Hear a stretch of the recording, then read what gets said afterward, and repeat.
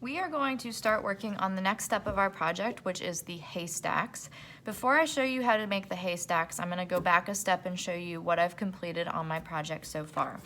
So I have my background paper, which is my white Bristol board, and what I did was I took my ruler and I drew a line across my paper, not necessarily halfway between, a little bit higher than halfway, so I have a little bit of extra space at the bottom of my paper. You can't see that line anymore because I now have construction paper covering it, but I did draw that with a pencil. Then I took my 3 thin layers of construction paper and tore them to create 3 different layers of construction paper. At this point, what I'm going to be ready to do is start adding my haystacks, and I'm trying to make them look like they're closer and then further away from us in space. And the way to do that is through size. So if something is larger in a piece of artwork and lower on that piece of artwork, it's going to be closer to us as a viewer. It's going to be smaller and a little bit higher on the paper if it's further away from us. So I'm going to kind of show you what that looks like. You'll have a better understanding once I trace this out. So now what I'm going to do is I'm going to grab a piece of paper. So this is just white plain paper. I have scissors and a pencil next to me, and this is going to be very similar to when we did our vases for our VVG project. I'm going to turn my paper so that it's going long ways and fold it. So I'm going to fold it hot dog style, which is the long skinny way. And I'm trying to pay close attention to where the seam, okay, or the fold of my paper is. The first thing I'm going to do is I'm going to draw a smaller haystack, and to do that I'm going to draw kind of a slightly curved line on my paper. The curved line is what's going to make it look like the haystack is resting on the ground. Then I'm going to draw a straight vertical line, and from there I'm going to curve the top of this and have it come to a point. So I made some mistakes along the way. That's okay. It's just a sketch. And I can adjust this after I cut it out if I don't really love the shape of it.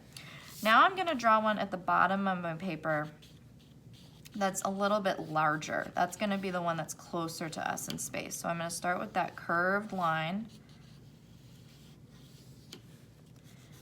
Straight line, vertical, and it's going to go up like this, okay? This might end up being a little bit too big. If it does end up being too big, I'll just trim it down afterwards. So it's all done on the fold, so that way when I cut it out and unfold it, it's going to all be one piece. It's kind of like when you make a paper Valentine. So I'm going to follow this curve, and it should come to a point. And I'll show you an artist trick. So this side of my haystack, and right now I might need to do some adjusting, but my haystack has a lot of pencil marks on here. Artist trick is flip it over, then you end up with the clean side. So with this, I'm not a huge fan of how this just curved here, so I'm actually just gonna go in with my scissors and make my own curve, just like that, okay? I might even want to make this just slightly smaller, just so it really fits well. And that is a perfectly sized haystack that's going to be great for our project. I'm going to move these scraps to the side and get going on my smaller one. So I imagine I'm going to have to adjust it the same way that my other one was, but I'll still have the basic outline, which is good. All right, I'll move my scraps to the side. Good artist works in a clean workspace. So this one actually didn't turn out too bad. I'm going to open it up, and remember, I told you, you can flip it over. That saves you some erasing. And this one I'm still going to adjust because the bottom of it did end up a little bit wonky. So I'm going to trim. Maybe I'll make this one slightly smaller just so it's really a difference between the two.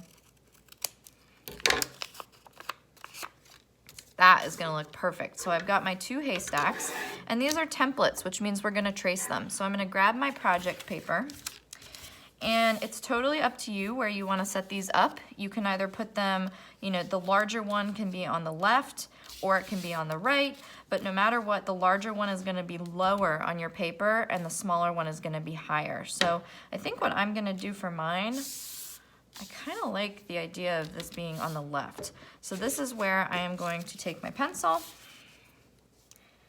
and I am going to trace my template, okay? And what we're gonna do around this, around these tracings, is add our oil pastel techniques to make the grass that is part of the fields these haystacks are sitting in. So I've just traced them, and just like that, I've made it a lot easier for myself. Instead of trying to free draw these, templates are gonna make your life a lot easier.